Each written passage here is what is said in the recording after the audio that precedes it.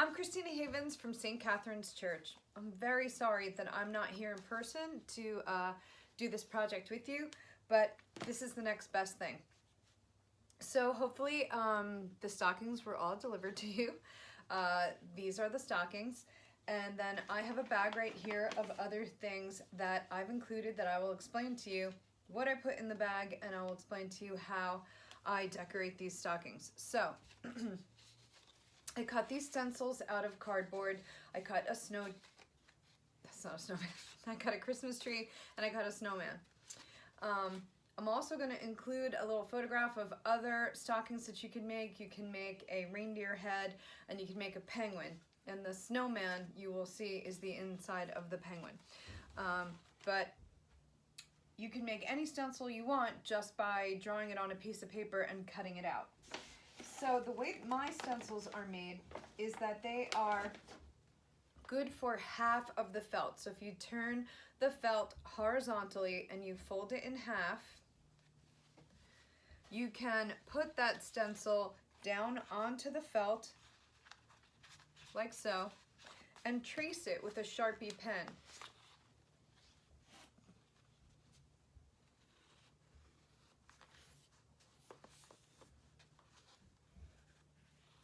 And this works for the Christmas tree and the snowman stencil, and there you have the stencil on the felt. This way, when you take your scissor, you can either cut two out at one time, or you could just cut it in half if you're not interested in using two of the snowmen. You want the felt for something else. So this is the way that they fit onto the felt so that you're not wasting felt, and that way there's more for everyone. Also in this bag are some other odd colors you'll see so that you can get more creative. But if I don't have a color that you're looking for, such as the star on this Christmas tree, obviously I did the Christmas tree the same way. I took the green felt, and I have two different kinds of green, two different color greens. I cut the green felt, I folded the green felt in half. I put the Christmas tree on it. I traced it with the Sharpie and I cut it out. In these glue bottles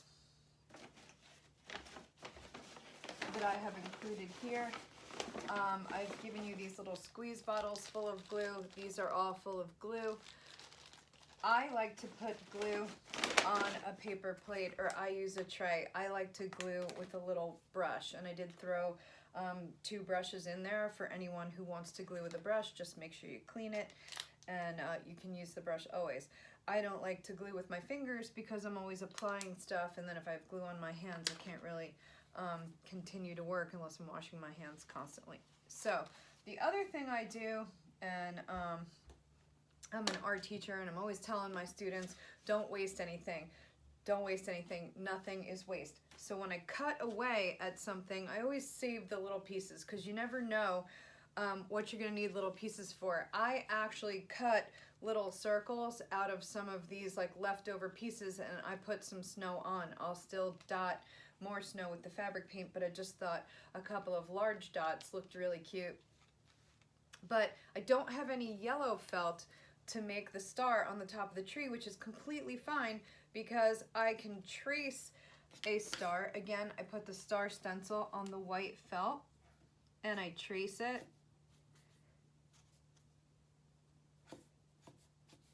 I don't ever cut directly from a stencil because if you accidentally cut into the stencil, then you've lost it. Then you can no longer use that stencil. So I always trace, and Sharpies are the best. Always glue the Sharpie side down so that you can't see the Sharpie unless you want the black outlines. I do have fabric paint, which I'll get to in a second, in your bag. And if you do find that you have Sharpies surrounding something that you cut out, just take the black fabric paint and just continue those outlines with the fabric paint. It looks just as good.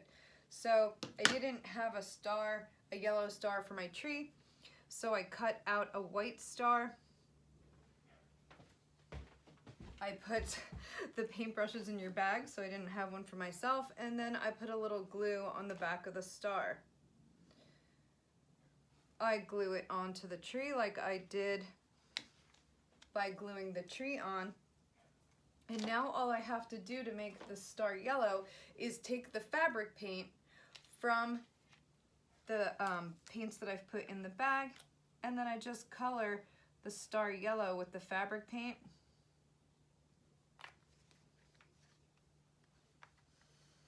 And with an extra piece of cardboard, I just smear that on there. Or one of the paintbrushes, it's up to you. And there you go. Now I have a yellow star on my tree. So the rest of this fabric paint is great for decorating.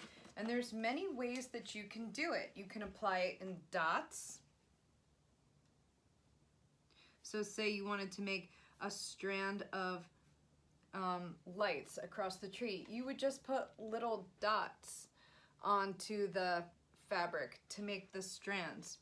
Or you can make solid strands. You could just take the fabric paint and make solid strands.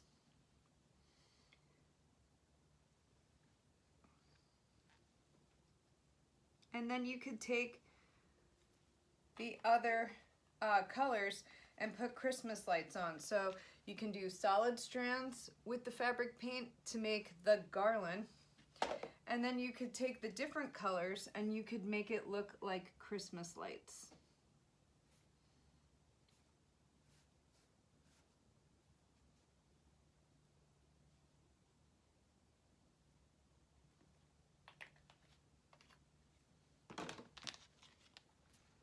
The fabric paints have great nozzles on them, very, very small, so you can get thin lines with them. So you can make different decorations. You can write your name. You could write Peace on Earth, Merry Christmas, whatever you want. They are like a writing tip. So that's what that would look like. Obviously that has to dry for some time or it's going to completely come off. So as far as the snowman goes, I did put those little dots, those extra I cut out of the little pieces that were left over. I did create little circles, and see, that's what happens when you have glue on your fingers. I also put the snowman hat stencil in there. I made a couple snowman hat stencils as well. I'm going to put these little extra pieces of cardboard in the bag in case you guys want to make a stencil. I drew this bird on the back of the fabric, cut him out, and then I put him directly on so that you can't see the Sharpie side where I drew on the fabric. I don't feel like cutting the carrot nose out of my snowman, so I'm just going to take my orange paint and I'm just going to put the carrot nose on. I'm going to give my snowman blue eyes because my hat is a little bit blue, so I thought maybe that would make that stand out. I'm going to give him a red mouth, and I'm going to do black buttons.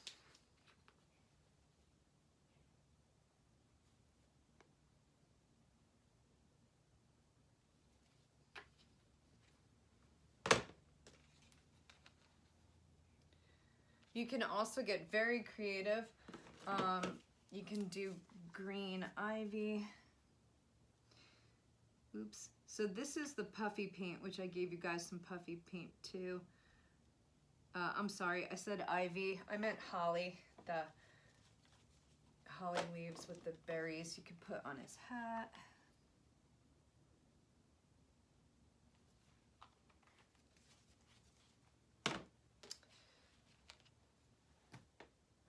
And again, you could put a shopping bag or something whimsical. I can't even think of anything off the top of my head. In his hand, he could be holding a present, whatever you want, which I probably would start with felt.